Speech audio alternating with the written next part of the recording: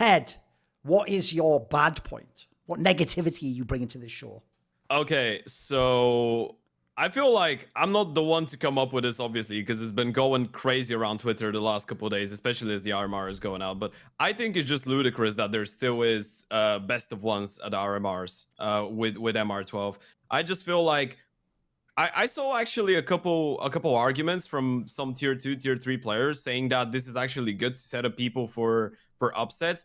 I feel like okay, I'm gonna start it off from there. There was an article published on HLTV. I think it was Nero or Dems that published it like a couple months ago. It was still CSGO, and it was about best of ones, the percentage of teams actually winning the game in the end when they've won both pistol rounds. It was something like something crazy, like it's 70% or something. Yes, yeah, yes. exactly. And a couple of days ago, I think it was Vu that posted a tweet about and it was like a 200 map sample size about the same thing but in CS2, and the percentage is like 75 or so. Oh, right. Well, maybe to his calculations it was like 72, but by the games that I'm looking at, it looks even higher. And I feel like, especially when it's about an RMR, because like open qualifiers, I get if you fix the problems with, you know, cheaters and all of that stuff, and, you know, all the top teams having to go through open qualifiers, which in my opinion might be a little bit maybe useless at times. But if you fix that, I feel like for open qualifiers, best of ones are justified, because obviously you got to play like 12 maps in a day. You can't make everything best of 3. You can't make, let's say, Astralis make a new team play against level 4s in a best of 3, right? So open qualifiers are completely legitimate. But in RMRs, I just feel like that's just more punishing for the better team, because imagine a team just goes into that game, they win both pistols, they have a couple, I'm talking about the tier 2, tier 3 team, obviously. They go into the game, they have good aimers, but they have no experience. They're not the better team. They have good aimers, they win both pistols. You need like 2 or max 3 gimmicks per game on buy rounds if you win both pistols, and you've won the game. And I think that it just puts a lot of the top teams in a pretty precarious position. Now, someone can go out and be like, okay, but they're the top teams. Aren't they supposed to be able to win the pistols? Aren't they supposed to be able to, you know, compete? Is the same for everyone? Yes, but I feel like a big factor of being a top team for sure is the fact that you have a deeper map pool. So it's one of the advantages that you have. You're better on more maps. You have more experience. So why not be able to actually show that you have that experience, you have that advantage, because you've worked for that? And it's the same with the fact that tier 1 teams are better in correcting their mistakes, right? They're better at adapting, reacting to stuff. So even if they get caught off guard by something, by some gimmick play or a different approach or something just simply crazy, they're going to have more time to actually correct that in a best of 3. And if a tier 2 or a tier 3 team, for example, beats Vitality or FaZe or who not in a best of 3, I feel like that's a massive achievement. You can't just say that was a best of 1, they won the pistols and blah blah blah. You're actually going to be like, okay, those guys can play some legitimate CS, they've done their prep, they played some good CS the last couple months, they actually deserve that victory. So yeah, I feel like as well, just to add to that before I throw it to you guys, I feel like the economy system in CS2 is just well, in MR12, the economy system is not created for best of ones. I feel like the money needs to change massively as well. And if you look into it, the only sure moment, when the only guaranteed force buy you're going to see after a team loses best round is if they're T-side and they plant the bomb.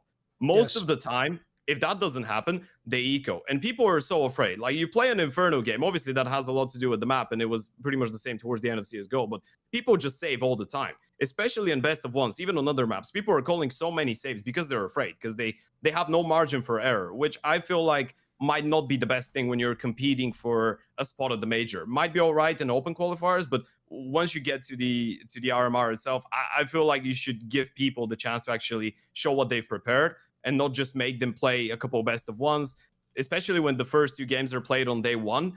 You might have a bad day, you lose 2 maps, and then on the other day you're playing an elimination game, which I think it might be, yeah, it might be actually bad for us as people that are looking at the game and trying to enjoy the game, because some better teams might get eliminated early on because they were slow starters.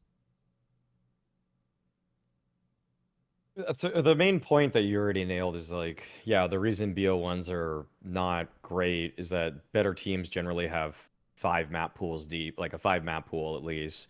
And so forcing them onto BO1s, it's almost like the teams that are more one tricks can get away with that, and they can scrounge together a couple of victories.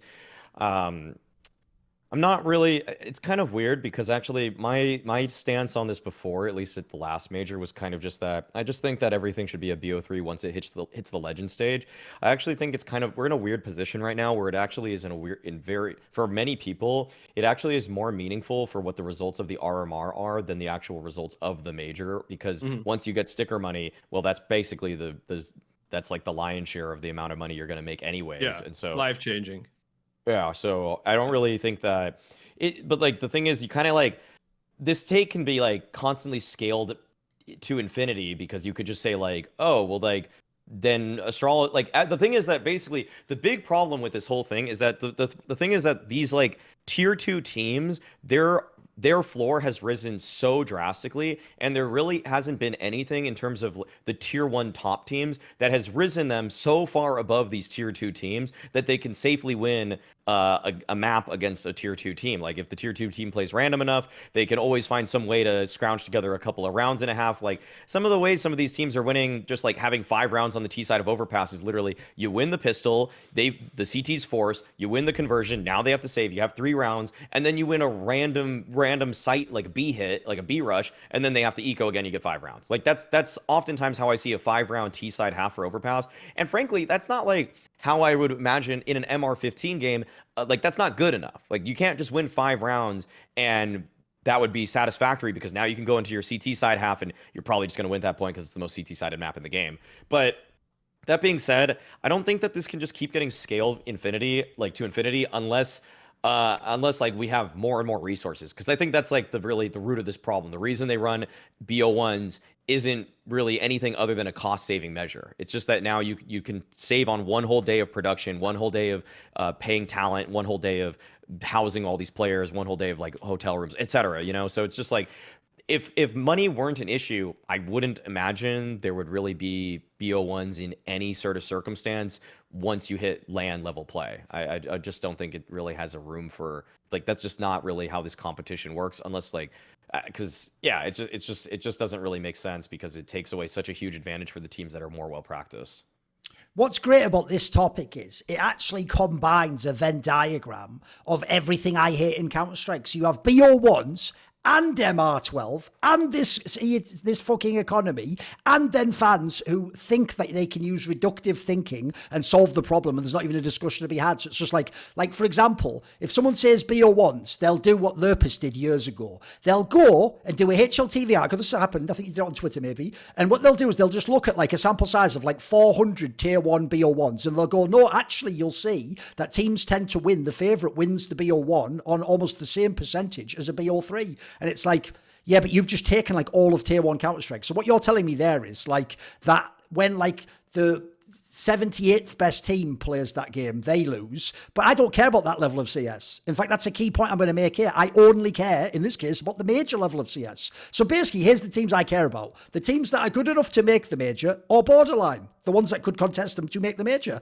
This system is designed as if it was like that fucking 80s movie, The Wiz, and it's just like everyone in the world is allowed to qualify to the major, and whoever gets there must be the dopest player right now, and some donk shit, like there's a million donks, and then whoever makes it, brilliant, and then they'll get to win. And if anything, this is what people tried to make it like, that by making it such a sturdy system, so, you know, G2 makes it, that I'm like gatekeeping the talent out the team. No, what we've done instead is we have randomized the system as much as possible for reasons like Maui says, like to save time, to make it so that you don't have to put extra costs in, to make it so that like you don't have to have extra days and extra cameramen and extra streams. It's basically just a cynical cost saving measure. By the way, if this actually was a game where that made money and it was about having an excellent tournament, you'd almost certainly, there wouldn't even be discussion. You'd have had it best of 3 years ago. You wouldn't even have this Swiss system with randomized seeding. You'd have some sort of circuit that seeded properly, and you'd offset all these little problems that we all hate when you've seen a million tournaments and you know kind of like, fuck, that team that made it through there, yeah, well, good on them for winning this BO1, but they're never doing anything at this major. That's the biggest problem, isn't it? Like, it's like when that team, the old Gamer Legion, not the one that made it, when the old Gamer Legion team knocked G2 out of that RMR for IEM Rio, well, do you remember them doing anything at the major? Of course they fucking didn't. Meanwhile, that G2 team, if they'd have turned up on a different day, a different month, they could have won the fucking thing. So that's why, if you don't know why all analysts hate the format, we don't hate teams that do upsets. They win in the server. They prove they can win. We hate that the format allows them to win, as these guys just explained, with it not as difficult. Like, here's the thing. I'll never say you have the advantage as the underdog. Obviously, you're still the underdog. But like, one of the problems I have going goes like this. As soon as it's BO1, you immediately have a much higher chance of winning because one, you only have to win one map instead of 2 out of 3. And then secondly, there's a flaw that people have with BO1. I've made this point a million times and nobody seems to get it. A BO1 is not the same as game 1 of a best of 3 entirely because of the veto. Why do you think we obsess about the veto, guys? It's such a big part of the game. The problem with a veto in a BO1 is it actually removes most of the edge of the favourite team. So even as Ted says, the favourite team has a bigger map pool, they're better on the maps, they're good on land. Yeah, but here's the problem. Let's say I get lucky. Look, there has to be an element of luck involved for the underdog. But if I get lucky, even if you're the best team in the world on like 2 of the maps, in the BO1 I veto them, mate. As long as they're in my veto part of the pool, you ain't playing the maps that you're actually world class on. Suddenly, we all know back in the day, you're playing Dust 2, Mirage, you're playing the maps that people get upset on. These are the maps that everyone plays in FPL, they play in the pogs, because they're upset heavy, they're individually focused maps. So, first of all, the veto will always mean you sort of like, to some degree, neutralise the big edge that you have from being the better team. Then for BO1s, like for me, it's exacerbated by MR12, it's making the games just over way faster. And then for MR12, it's the same thing again. If your brain goes, it's just 3 less rounds, we're saving time. As Ted pointed out, the economy isn't uniform in each round of Counter-Strike. So actually, you aren't just taking 3 rounds off. I made this point to Maui when everyone said they wanted MR12 to fix the games being too long. I said the real reason why you don't want MR12 is if you look which rounds you're taking out, they're actually sort of like the main good rounds that you wanted to watch in the game. That's why when Maui described how you could win a game, notice essentially he just pointed out you're winning all these rounds that aren't really. Like, we think of Counter-Strike as both teams have the guns and the economy. Now what will they do on this game? You're barely getting those rounds. Those are actually the rounds, no joke, that you take out of the 15 to make it MR12. And now you exacerbate, like Ted says. The difference now, here's another thing. Each round isn't uniform based on the sides. So, for example, it's very different to lose T-Pistol and have the CTs buy than it is to lose to win CT Pistol and lose the next round and get forced back on. Like, as you say, there's a literal imbalance in the game that I pointed out when they made this economy, that if the T's plant the bomb and do nothing else, they just get essentially, like, it's almost like a crazy gamble multiplier that like this next one round can almost like win you half the game basically. Because I always tell people this, the worst moment if you're an analyst in Counter-Strike is when it's 2 teams that are quite well matched and it's a really good map that's going to be awesome, and then the CT economy is just permanently 1 round behind because they never get to actually play the proper match that you're ready for them all to play. This actually happened a bunch of times. If you people saw when Spirit would have these insane T starts, like the CTs are just never getting to the full economy, and even though the rounds are going, they're even winning rounds, but they're winning rounds with 1 person left alive, or they're defusing a bomb. And in those scenarios, like, you never actually get to what we want from Counter-Strike, like the really cool part of the game. And then the last thing I'll say is this, which is I also think this is where beggars can't be choosers. Like, if I'm being pragmatic, Maui's right. Like, at this current point in time, when I know how much they lose to run events like these and how expensive it is and how I'm not, as a fan, and no other fan is contributing any money whatsoever, I can't really just say, just do all these things so I feel slightly better. But in an ideal world, Maui, 100% we wouldn't do it like this. I can tell you why. Because if anyone's ever watched the International in Dota 2, which is my favourite tournament of all time, even though it's not in CS or 2 or Quake or whatever, the reason why it's my favourite tournament is it has an insane group stage. If you don't know, in the group stage, they will just play like BO2s or BO3s. You get to play like 4 or 5 of these motherfuckers before you're either eliminated. They usually only eliminate, by the way, 1 team a group, and then the rest go into like a bracket, and that's almost like a seeded thing. Now, how they do that, because are you ready what's going to blow your mind? How could, guys, 20 teams play 4 best of 2s each over 2 days?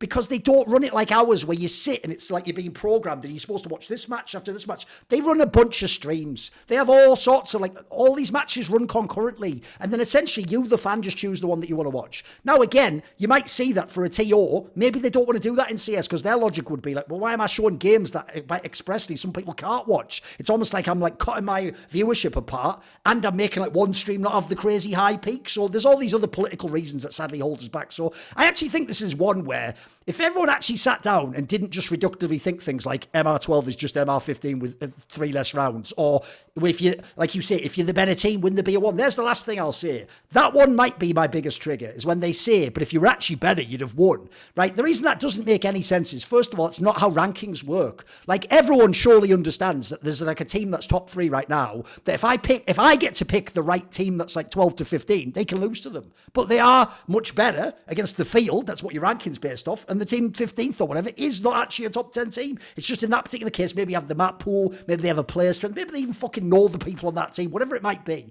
So the other thing I'll also throw out there is, the reason why I don't like this, like, way more reductive BO1, MR12, like, sort of like, win now or die, is it also, in my opinion, massively skews who succeeds, because, like, I'll give you an obvious example. What if I'm the team that are specialists on, are you ready? Ancient, Anubis, and Vertigo. Well, good luck, you can't veto me out. But I'll tell you what, you feel like a dickhead if you're the guy who plays Nuke, Inferno, and fucking Mirage, don't you? Because you're going to definitely get upset. Everyone plays those maps, and that's what's going to be in the middle of the veto. So now, just what maps we play outside of the RMR is potentially deciding who's going to go through. Because this format, like I say, if you can get the right guy on a BO1 Mirage, everyone's seen a million upsets on that. Like, it's like the upset map, isn't it? So I think people don't realise this isn't like a minor issue. And notice the problem here is each one of those was a problem, and they all stacked. They all stacked on top of each other, which is why, unfortunately, I absolutely expect these RMRs forever. While they use this system of BO1, MR12, and randomized Swiss, it's going to be a nightmare. You are definitely always going to have a top team or two doesn't make it, and you're going to have some complete randoms that do. And as I say, sadly, it's real life, not a movie. They won't go on and do something awesome in the next round. They'll just get banged out 0-3 themselves, and they'll fuck off. Meanwhile, we won't see G2 or whoever it might be in this. Well, the joke, I'd say NIP, but who the fuck does want to watch them? I don't even know if they want to watch themselves. See more cool, funny, interesting clips based on topics from my content? Well, subscribe to this channel then, or, you know, be a pleb and don't.